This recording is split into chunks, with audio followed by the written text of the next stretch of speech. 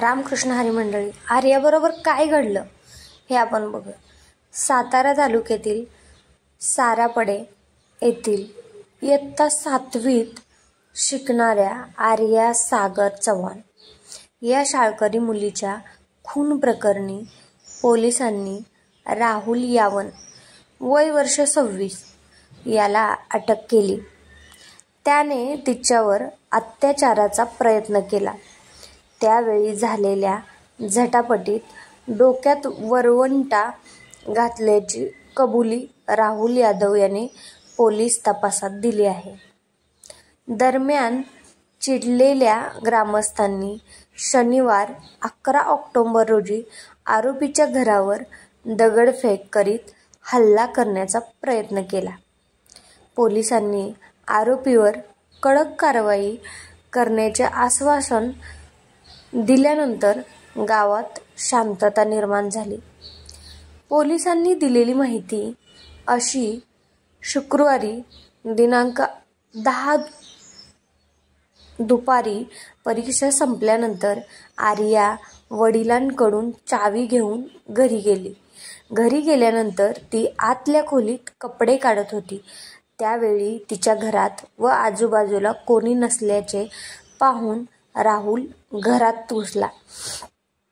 त्याने तिच्यावर अतिप्रसंग करण्याचा प्रयत्न केला. मात्र आर्याने त्याला जोरदार प्रतिकार केला. त्यामुळे चिडलेल्या आरोपीने तिला फरशीवर आपटले व तिला बाथरूमच्या दिशेने ओढत नेले व तिथलाच वरवंटा तिच्या डोक्यात घातला. त्यात आर्या रक्तबंबाळ झाल्याने घाबरलेल्या आरोपीने तेथून पळ काढला. दरम्यान थोड्या वेळाने तिचा लहान भाऊ सार्थक हा शाळेतून घरी आला. त्यावेळी त्याला आर्या रक्ताच्या थारोळ्यात निपचित पडल्याचे दिसले. घाबरलेल्या सार्थकने धावत जाऊन वडिलांना ही बाब सांगितली. ग्रामस्थांनी तातडीने तिला सातारा येथे जिल्हा रुग्णालयात दाखल केले. मात्र उपचारापूर्वीच मयत आर्या चव्हाण तिचा मृत्यू झाल्याचे वैद्यकीय अधिकाऱ्यांनी जाहीर केले. आर्याचा खून कोणी केला? आर्याला नेमके कोणी मारले? यावरून जिल्हा रुग्णालय परिसरातही शुक्रवारी तणाव निर्माण तातडीने गावात दाखल झालेल्या स्थानिक गुन्हे शाखेच्या पोलिसांनी वेगाने तपास करीत राहुल यादव याला ताब्यात घेतले. घटनेनंतर अवघ्या 13 वर्षाच्या आर्याचा निर्घृण खून झाल्याची घटना जिल्ह्यात खळबळ उडाली.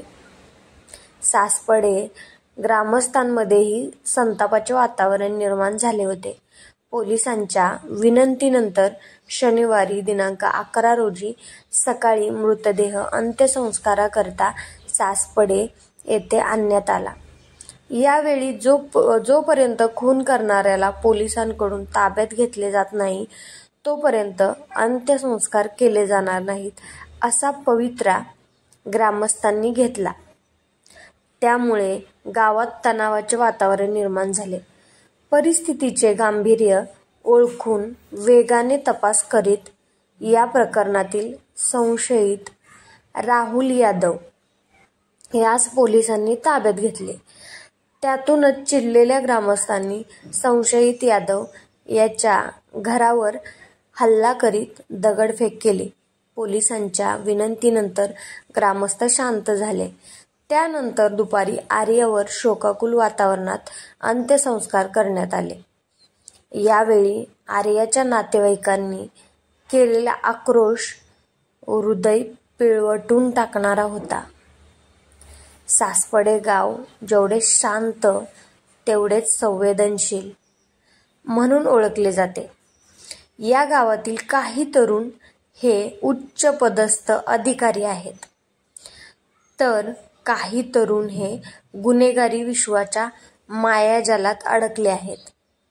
पाटण पोलीस तसेच बोरगाव पोलिसात काही जणांवर गुन्हे दाखल आहेत.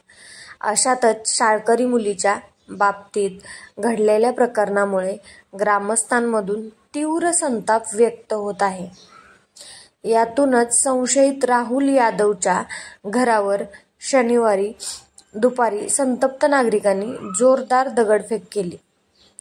घराची तोडफोड करण्याच्या पवित्र्यात ग्रामस्थ होते.